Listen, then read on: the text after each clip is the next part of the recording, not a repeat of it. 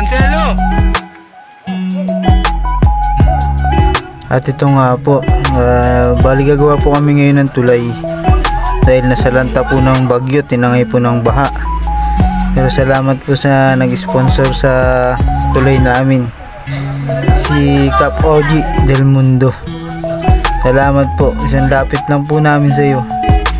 Agad yung na-action na ng aming tulay na matagal namin na gusto sanang maparepair at mapagawa, pero dahil inabot po tayo ng bagyo, natangay at wala nang i-repair.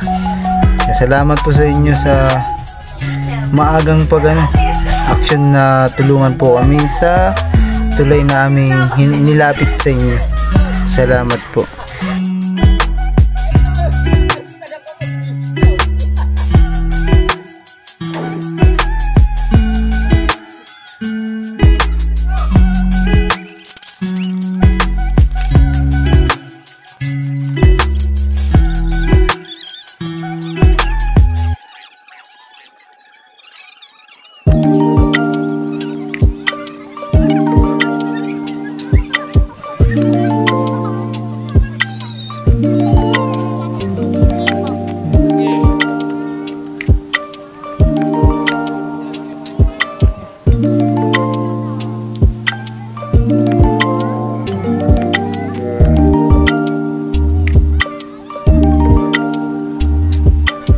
At yan nga po, at napalangkas na po namin ang sahig saka yung poste.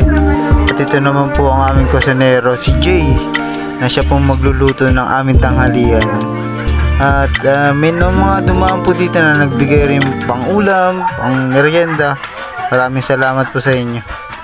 At ito po ay malaking pasasalamat sa kahit papaano ay may pang tanghalian kami, merienda, tanghalian. Maraming salamat po sa lahat na tulungan ng mga kasama ko, lahat po. Salamat po talaga.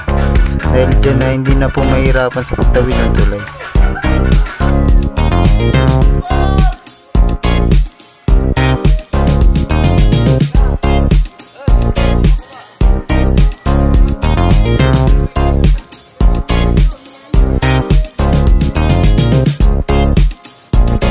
Kaya nga po nagtatali na yan. Si Christian nga po pala yung nakapula na yun.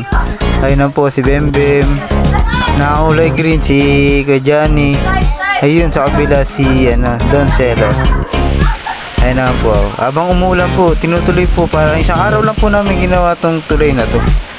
Dahil sa gano'n, si Kajani po yan nagtatali na yan kahit malakas ang ulan. Ituloy. Tapos si Pipay, alam na po nila yun. Yan po, kahit malakas po yung ulan.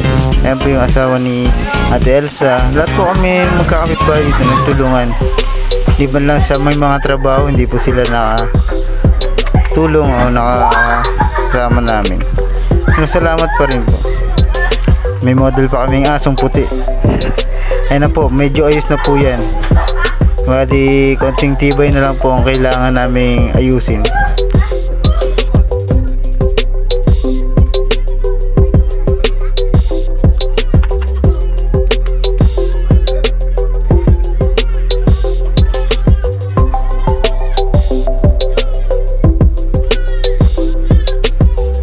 At ayun naman po, nagagawa naman po kami na magiging step ng tulay. Naglakad lang po ako dyan, puro video na nga lang po ginawa ko dyan eh. Pero alam naman po ng mga kasamahan ko kung ano naman natulong ko dyan. Pasensya na nila ako. Ayan, si Caselo, si Ricky. At yung asawa natin. At ito naman po yung asawa ni Rupa. Ayan po, video lang po ng video dyan. Ayan lang po may tutulong ko.